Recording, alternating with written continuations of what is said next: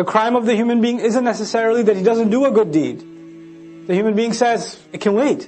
I can do it later. The crime of the human being isn't necessarily that he doesn't leave sin. He says, I'll leave it later. Or, let me do what I want right now. I'll do that later. I have time. Taqdeem and ta'khir, not the grammar one. The one for life.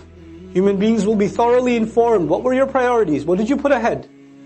What came first for you? What came later for you? Bima qaddama wa akhar. The other meaning of qaddama wa akhar in Tafseer Juz Amma I mentioned also. Qaddama also means what you've sent forward. You've done deeds, you've done works, and every one of them are waiting for you. Our deeds are waiting for us. Kullu nafsin bima kasabat rahina. You've sent collateral over. You've sent deeds over for processing. And you're going to meet those deeds on Judgment Day. I don't meet my deeds now, I just do them now. I will meet them then. وَوَجَدُوا مَا عَمِلُوا حَاضِرًا. They're going to be standing face to face in front of their salats. If your salat was lousy, you'll be standing in front of a lousy salat, staring right at you. That's what it's going to be. If you were lying, cheating, backbiting, angry, arrogant, condescending, whatever you were, you'll be looking right at you in the face. And then you're going to say, مَالِ هَذَا الْكِتَابِ.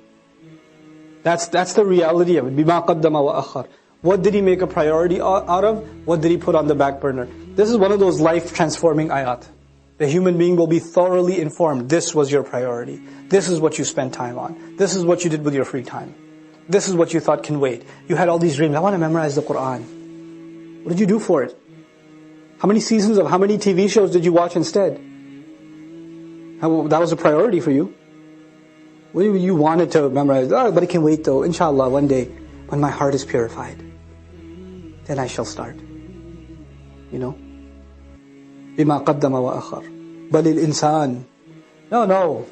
Yes, on that day the human being will be given thorough news, but it's not like the human being's blind now. Rather, the case is that the human being, عَلَى نَفْسِهِ, against his own self, basira, is fully insightful. There is one person that knows so much about you, and nobody else knows about you. And besides Allah, and that's you.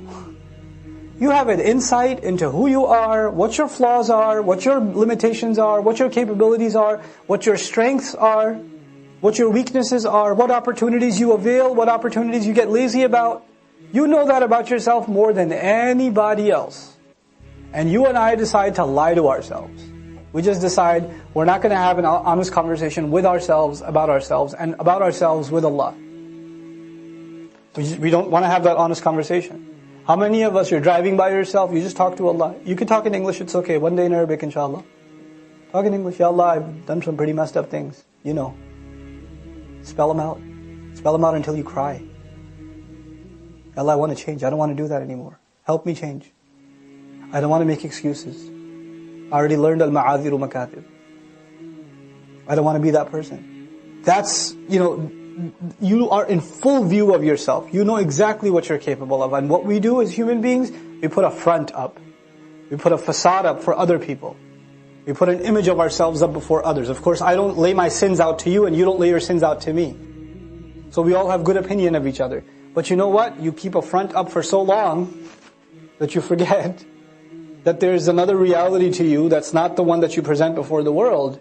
That's the one in the mirror. And you start faking. The fake you is what you see in the mirror. You're supposed to see the real you in the mirror, not the fake one. You have to be honest to yourself. Take a good look at your own self. بَلِ الْإِنسَانُ عَلَى نَفْسِهِ بَصِيرًا وَلَوْ even if أَلْقَى مَعَاذِيرًا. He keeps throwing excuses. He's got a justification for pretty much everything he or she does. You can't point a finger at them at all. Allah is not, and by the way, that self-defense mechanism that all of us have, if you criticize me, I'll defend myself. Why'd you say that? Well, it's wrong, but, and then there's the paragraph. Why'd you do that? Yeah, I know I shouldn't do that, but, you should consider, and then paragraph. There's always a rationale. But you know what? Give your rationale to the judge. Give it to the cop. Give it to the teacher. Give it to your parents. Give it to the wife. Give it to the husband. Don't give it to yourself. To yourself, stop throwing excuses. Admit. First thing Adam alayhi salam was taught, once he came to the earth, is so powerful. First thing he was taught was admission.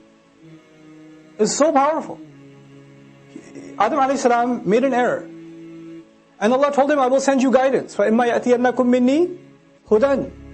When he comes to the earth, the first instruction to him, رَبَّنَا ظَلَمْنَا أَنفُسَنَا. We wronged ourselves, admit it. Before Allah taught him to ask for forgiveness, وَإِن لَمْ تَغْفِرْ لَنَا وَتَرْحَمْنَا. Before you ask for forgiveness, you got to admit.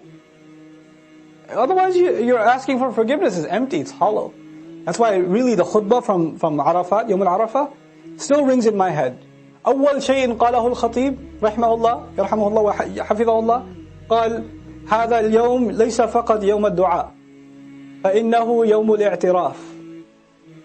It's not just the day of dua, it's the day of admission. Admit yourself. اعترف من أنت. Accept, admit who you are. You know, أمام الله عز وجل. Admit who you are before Allah and then ask. So, وَلَوْ أَلْقَى مَعَاذِيرًا. Even if he keeps throwing all kinds of excuses. Now Allah turns His attention to the Prophet sallallahu alaihi wasallam. لَا تُحَرِّكْ بِهِ لِسَانَكَ لِتَعْجَلَ بِهِ. Don't rush your tongue to acquire it quickly. Acquire what quickly? The Qur'an. The Prophet sallallahu alaihi wasallam would rehearse the Qur'an. He was getting so worried that now so much revelation is coming. I mean, you have to understand, it's 10 years, right? It's 10 years. But the man doesn't read or write. And 2/3 of the Qur'an starting to come in Makkah. So it's a lot of Qur'an coming. And which surah goes where, and which ayah goes in which surah, because the whole surah doesn't come down at once. Surah Al-A'raf is coming, and Surah Al-An'am is coming, and they're both long surahs, but he has to know which ayah goes in which surah. And while at the same time Surah Al-Muzammil is being completed, and Surah Al-Ankabut started getting revealed, and he knows, he's all supposed to keep that track of that in his chest. Where does which ayah go? So he's rehearsing, and Allah says, you don't worry about that, don't rush your tongue. The question arises, why the change of subject? Allah was talking about a guilty human being. Why immediately the Prophet is being told rushing? There's one connection that some ulama have made, and that is that the human being rushes to sin, but the Prophet is rushing to good deeds. He's rushing to memorize Qur'an. But even rushing to good deeds can be harmful. Just don't rush in life. Take your time with things. بَلْ تُحِبُّونَ الْعَاجِلَ. You people love to rush. All of you people. The Prophet is rushing to memorize Qur'an, but you people love to rush to get to the things you want. These petty temptations of yours. وَتَذَرُونَ الْآخِرَةَ. And you cast away the akhirah. You leave it behind. This is afterthought for you. وُجُوهٌ يَوْمَئِذٍ نَاظِرَةٌ. Some faces on that day are going to be lit up.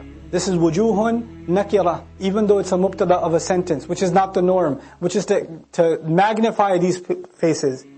Look at these faces. There are some faces, some special faces on that day, they're going to be lit up. They're going to be, hasana, mushriqa. They're going to be lit up. Ila rabbiha nadhira. Allahumma ja'alna minhum. They're going to be looking towards their master, staring towards him. Nadhira. Nadhara, yani an yara shay'an, or an yubsira shay'an li mudda. Nazara, to stare at something, to not take your eyes off of something. This is nazara. They're going to be staring at Allah Azza wa Jal. وَوُجُوهٌ يَوْمَئِذٍ بَاسِرَةٌ. And there are faces on that day that are going to be just covered in sadness, extreme sadness. شَدِيدَةُ الْكُلُوحَ وَالْعُبُوسِ. These faces are going to be so extreme in their gloominess and their sadness. تَظُنُّ أَن يُفْعَلَ بِهَا فَاقِرَةٌ. They're going to be convinced that any moment now, a great catastrophe is about to fall upon them. فَاقِرَةٌ. A great catastrophe is going to fall upon them. Somebody like in the dark, and they hear a loud sound, and they don't know where it's coming from, and it's going to attack them, and they don't know they're just like in that terror. That's the look they have. كَلَّا إِذَا بَلَغَتِ التَّرَاقِي. Okay, so that's Judgment Day. Well, let's talk about how you get there. They say there's some attributed to the Prophet ﷺ, others attributed to Sahaba, but it's a very common phrase in Arabic. They say, "Man mata faqad qamat qiyamatuhu." Whoever dies, his qiyamah has begun. Surah Al-Qiyamah ends with, when does your qiyamah begin? When does my qiyamah begin? It began with Yawm al-Qiyamah, but our qiyamah, well, qiyamah comes from the word qiyam. Qama yaqumu. What does qama yaqumu mean?